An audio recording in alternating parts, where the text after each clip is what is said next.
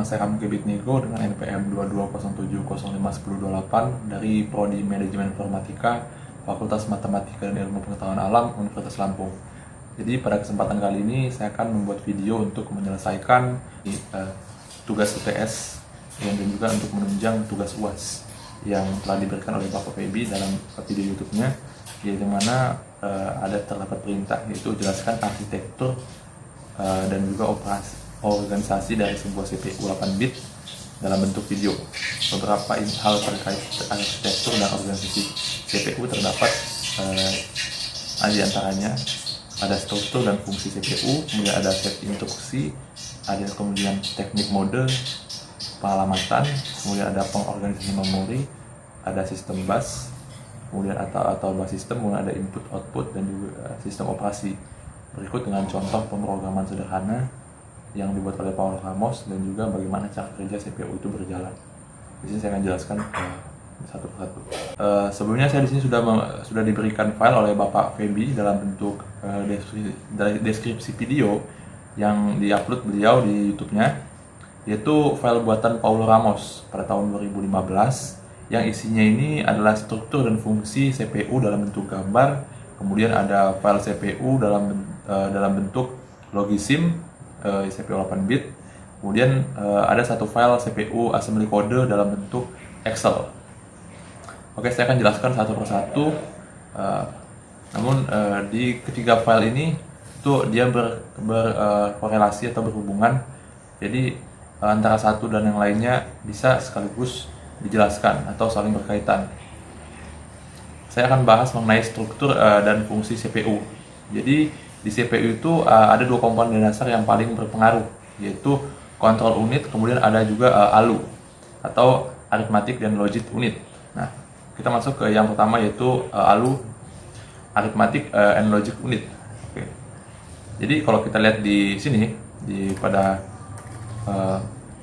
logisim 8 bit CPU itu terdapat di sini yang disebut dengan ALU di bawah register ini. Nah, ALU ini mempunyai tugas utama yang membentuk berbagai fungsi pengolah data komputer, sering juga disebut sebagai bahasa mesin karena terdiri dari berbagai instruksi yang menggunakan bahasa mesin, seperti yang kita tahu ya. Makanya ini digunakan untuk membuat CPU 8 bit karena dia berhubungan dengan mesin. ALU sendiri juga masih terbagi menjadi dua komponen utama, yaitu ada arithmetic and unit, yaitu unit aritmatika yang bertugas untuk mengenai pengolah data yang berhubungan dengan perhitungan kayak penjumlahan dan lain-lainnya. Kemudian ada boolean logic unit, yaitu untuk unit logika. Boolean bertugas untuk menangani berbagai operasi logika. Kemudian yang kedua itu yang tidak kalah pentingnya ada control unit. Control unit ini kalau kita contohkan perannya itu sebagai komandan ya. Di sini ada control unit yang besar ini di paling kiri atas. Nah, ini nih berfungsi sebagai komandan. Kenapa dibilang begitu? Dia ini tidak turun langsung ke dalam medan perang, tapi dia ini memberikan instruksi kepada prajurit. Di sini komponen-komponen lainnya lah yang melaksanakan instruksi atau yang disebut dengan prajurit yang diberikannya mengenai instruksi tersebut. Ada seperti program counter, ada decoder, ada ROM, ada control bus. Nah, jika jadi si control unit ini adalah perangkat pertama yang memberikan fetch atau melakukan fetch data daripada si memori. Nah, memori masuk ke unit diambilnya data, oke. Kemudian instruksi daripada data tersebut akan decoder dan dijadikan instruksi yang akan dijalankan oleh perangkat lain. Misalkan ALU nih, gitu kan begitu. Kalau untuk melakukan operasi aritmatika dan juga operasi logic operation, begitu apa sih tata caranya? Semoga mudah dipahami. Oke, kemudian masuk ke register. Register ini memori ini kita sebut juga memori ya. Ini bersifat sementara. Biasanya digunakan untuk menyimpan data saat diolah maupun data untuk mengolah selanjutnya. Jadi register ini untuk menyimpan data value atau data hasil operasi misalnya ya di ALU, ya kan dari ALU. Kemudian nanti si control unit ini akan melakukan instruksi lagi. Kira-kira mau diapakan data yang ada di dalam register ini. Jadi dia berkesinambungan, pindah-pindah gitu ya, atau ada tahap ke tahapnya. Kemudian yang masuk ke dalam struktur data, dan fungsi CPU itu ada CPU interconnection.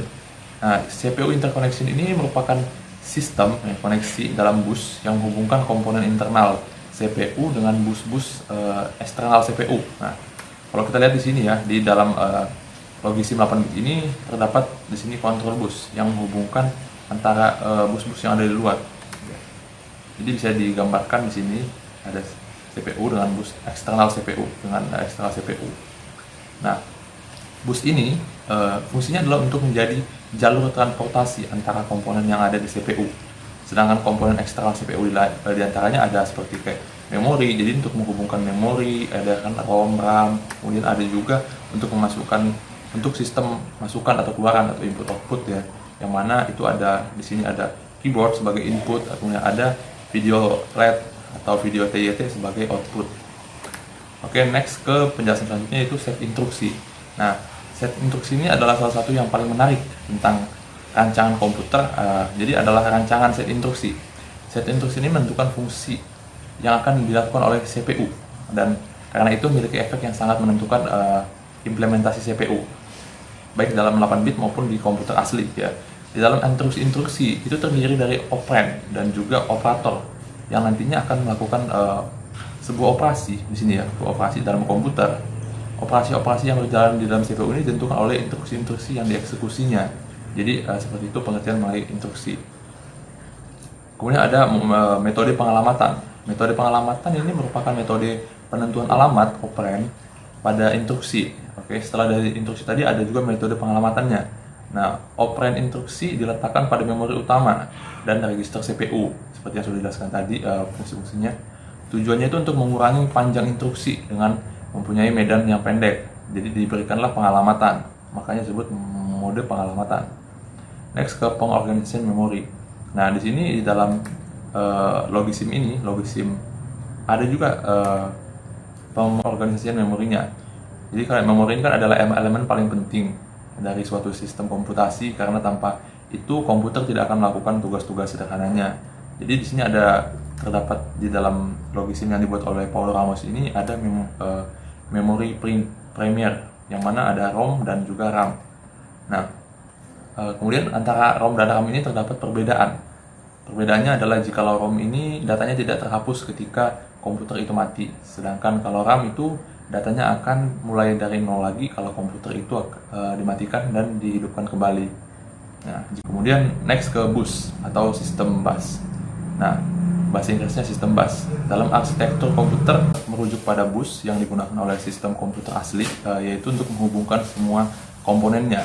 Sebuah bus adalah sebuah sebutan untuk jalur di mana data dan dapat mengalir dalam komputer. Data atau program yang tersimpan ini di dalam bus ini, dalam memori, dapat diakses dan dieksekusi oleh CPU itu melalui perantara sistem bus. Jadi itulah fungsi dari sistem bus. Kemudian masuk ke input atau input dan output.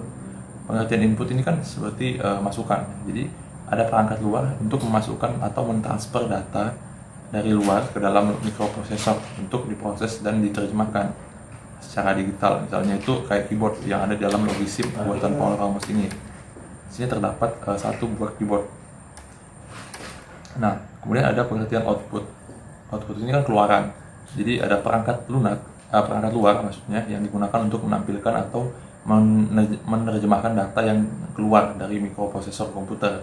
Perangkat luar yang menangkap output dari sistem mikroprosesor ini, misalnya data digital yang ditampilkan pada layar monitor ini, yaitu di ini LED matrixnya, kemudian ada di sini juga.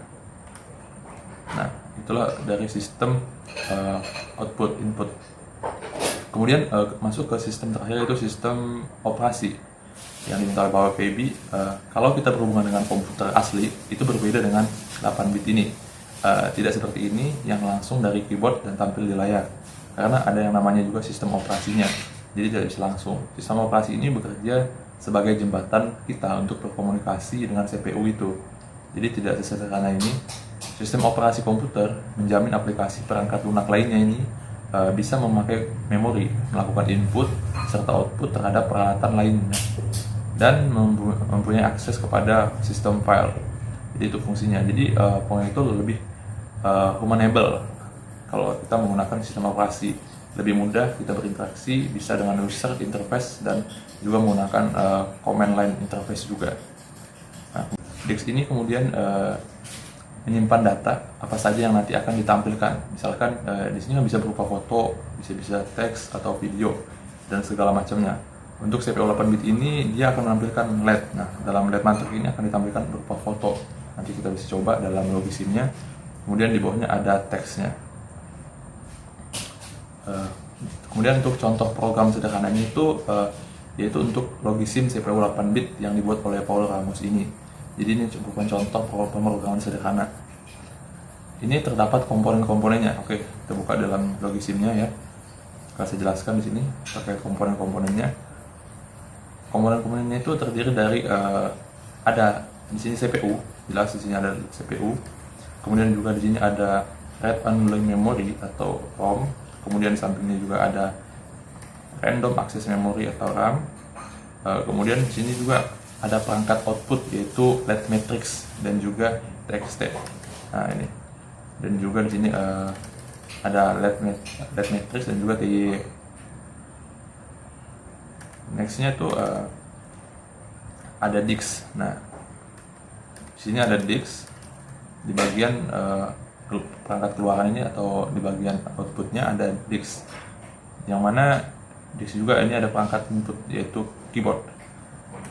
Di bawah sini ada satu keyboard yang akan kita gunakan untuk menginput instruksi-instruksi yang akan ditampilkan nantinya di layar, yaitu output di layar matrix.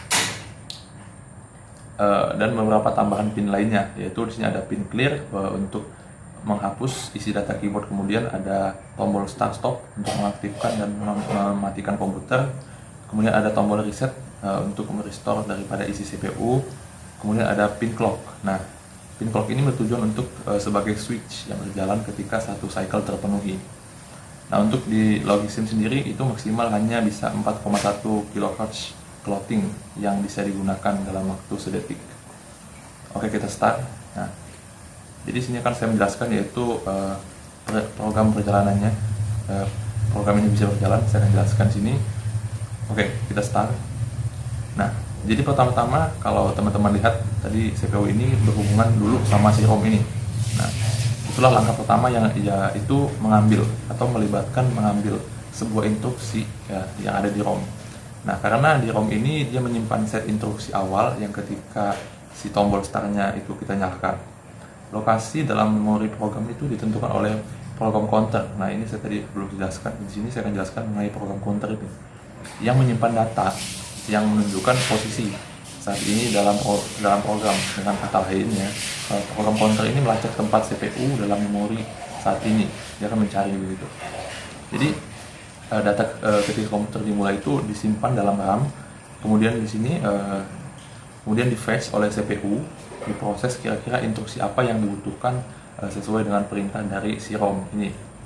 CPU mentranslitkan ke dalam komponen lain, yaitu dia meminta DIX ini untuk menampilkan datanya ke dalam LED matrix atau perangkat outputnya, ya kan, dan juga TYY-nya di sini teksnya. Jadi isi daripada gambar ini dan juga tulisan ini ada di DIX. DIX ini itu hasil perintah CPU dan dari membaca isi si ROM ini. Oke. Di sini kan ada muncul bentuk daripada CPU 8 bit. Nah, ini bisa muncul gambar ini karena konversi dari kode yang terdapat pada CPU assembly kode yang bisa teman-teman lihat dalam file Excel ini.